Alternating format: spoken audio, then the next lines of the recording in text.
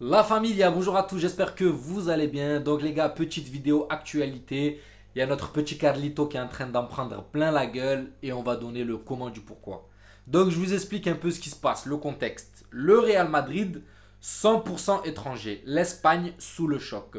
Samedi à Villarreal, le Real Madrid a marqué l'histoire d'une bien curieuse façon. Pour la première fois en 121 ans, les Merengues ont aligné un 11 sans le moindre espagnol. Le club le plus populaire du pays confirme son désamour pour les joueurs nationaux. Et à cause de ça, cette petite polémique qui est en train d'enfler, notre petit Carlito, le pauvre, il en prend plein la gueule. Pourquoi? Parce qu'il n'a pas aligné un joueur espagnol hier. Mais on reprend, pour moi, les Espagnols qui sont sous le choc, et désolé pour les Espagnols, mais les Espagnols qui sont sous le choc parce que hier il n'y avait pas un joueur de nationalité espagnole, c'est qu'ils ne connaissent pas l'effectif du Real Madrid. C'est tout ce qu'on peut dire. Dites-moi hier quel Espagnol a sa place. Clairement. Moi, à la rigueur, j'aurais peut-être mis Lucas Vasquez titulaire à la place de Militao. Peut-être, c'est le seul choix que j'aurais fait. Lui, il a voulu tenter. Pourquoi? Parce qu'il a vu ça au Brésil, il a voulu tenter. Mais je pense pas que Calito fait son choix en prenant comme critère la nationalité. Loin de là. Maintenant, je pense que là, ça va le pousser à le faire à cause de cette polémique en train d'enfler pour de la merde. Mais pour moi, c'est pas un critère de choix que tu sois espagnol ou portugais ou français ou quoi pour te mettre sur un poste. Désolé. Pour moi, c'est pas un critère. Parce que si on doit faire ce choix-là, mettre un joueur dû à sa nationalité et pas à ses compétences, ben, c'est fini le football, les gars. On met tout le monde espagnol et puis il n'y a plus de.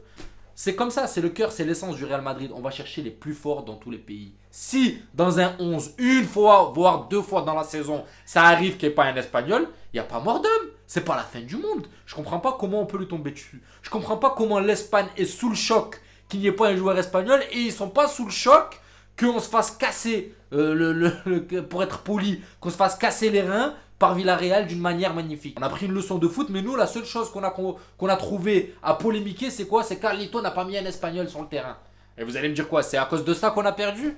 N'importe quoi. Quel Espagnol? Allez, à part Vasquez, qu'on aurait pu mettre à la place de Militao, quel autre Espagnol a sa place dans le 11 là?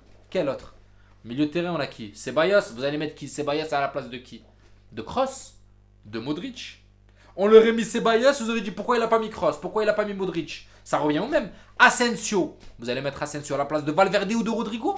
Non, c'est pour ça que je dis les Espagnols qui se plaignent l'Espagne sous le choc parce qu'il n'y a pas un Espagnol, c'est qu'à mon avis, ils ne doivent pas connaître l'effectif du Real. Et c'est pas que cette année que ça joue comme ça. Il y en a un qui est titulaire indiscutable, c'est Dani Carvajal. Mais malheureusement, il est blessé. C'est pour ça que je dis si ça arrive une fois, voire deux fois dans la saison qu'on n'a pas où il n'y a pas un joueur, excusez-moi, de nationalité espagnole dans le 11, il n'y a pas mort d'homme. C'est pas la fin du monde. C'est pas la fin du monde. Il manque plus que ça que les sélectionneurs, dans leurs critères maintenant de composition, il faut qu'il y ait un joueur de nationalité espagnole. Mais où va le monde? Où va le monde? Si on est compétent et qu'il n'y a que des joueurs étrangers dans l'équipe, ben, c'est comme ça, c'est la compétition. Si un Espagnol qui est plus fort qu'un Français, ben, il jouera, tout simplement. Là, en l'occurrence, Dani Carvajal est le meilleur à son poste, mais il est blessé. Tout simplement. Il n'y a pas à se faire des films où l'Espagne sous le choc, ça fait 121 ans qu'il n'y a pas un joueur espagnol qui. Mais arrêtez, c'est polémiqué pour rien. Le football a évolué. Le Real Madrid a une politique de recrutement où ils vont chercher les meilleurs dans leur pays. En l'occurrence au Brésil. Voilà, faut arrêter de faire du cinéma. On va prendre un club rival de Ligue des Champions. Le Paris Saint-Germain. Paris Saint-Germain, ils sont dans la même situation que nous. Ils ont un joueur, meilleur joueur de leur équipe, Kylian Mbappé. Par chance, il est français.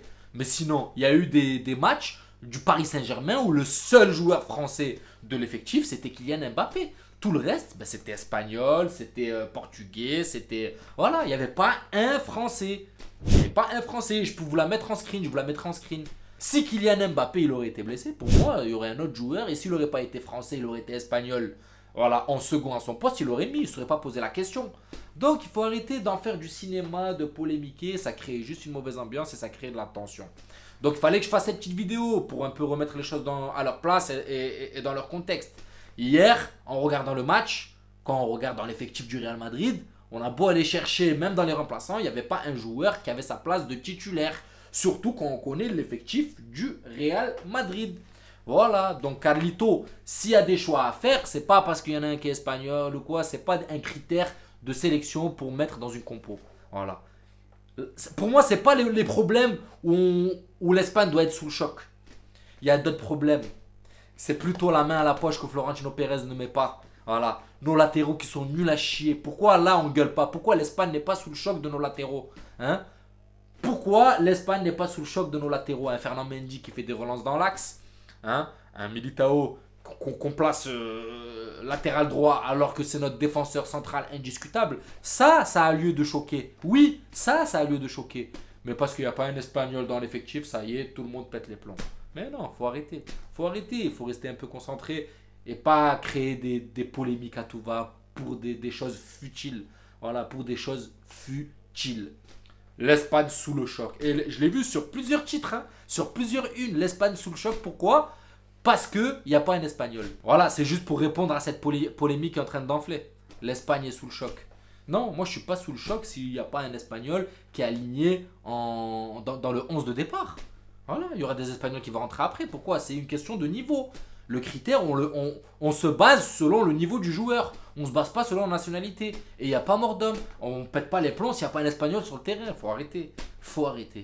Voilà la famille, il fallait réagir à ça. N'hésitez pas à me donner votre avis dans les commentaires. Qu'est-ce que vous en pensez? Est-ce que c'est une erreur de Carlito de ne pas avoir aligné un Espagnol? Ou est-ce que c'est la politique du Real Madrid et c'est comme ça, on y obéit et on s'adapte, c'est comme ça. Le jour où il y aura un Espagnol qui sera de grande classe et qui mériterait sa place ou qui n'est pas blessé ou quoi, ben il sera titulaire indiscutable.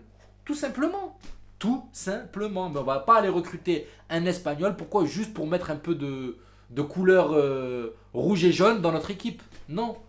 Il faut que le critère de sélection de joueurs dans la compo, ça soit la performance. Faut pas que ça parte en live. Qu'on commence à choisir des joueurs parce qu'ils sont espagnols. Ou parce qu'ils sont japonais ou italiens. Ou vous m'avez compris. Je suis pas raciste, hein, loin de là. Moi, si Benzema ça aurait pu être un espagnol, c'est pareil. Ça reste Karim Benzema. D'accord? Si je dis de la merde, mais Modric serait un espagnol, bah ça reste Modric. Voilà, je m'en fous de la nationalité. Moi, ce qui compte, c'est le jeu, le ballon, comment joue la personne. Qu'il soit espagnol, turc, japonais, marocain, algérien, tunisien ou gitan, ou j'en ai rien à foutre. Moi, ce qui m'intéresse, c'est balle au pied, qu'est-ce que ça vaut. Puis voilà. Donc, il n'y a pas lieu de tomber sur Calito. Si on doit tomber sur Calito, c'est par rapport au message qu'il n'envoie pas à la direction. À dire, ouais, là, par contre, on est dans la merde, il faut recruter. Parce que ça va pas. C'est là où on doit en vouloir à Carlito, mais pas parce qu'il n'a pas mis un Espagnol sur le terrain. En fait, c'est mon avis. Après, chacun est libre de penser ce qu'il veut. Vous pouvez le dire dans la barre de commentaires, vous êtes libre. Et puis voilà la famille. Donc, n'hésitez pas à liker, à vous abonner si le contenu vous plaît, bien sûr. Et je vous dis à la prochaine vidéo et prenez soin de vous. Ciao la famille.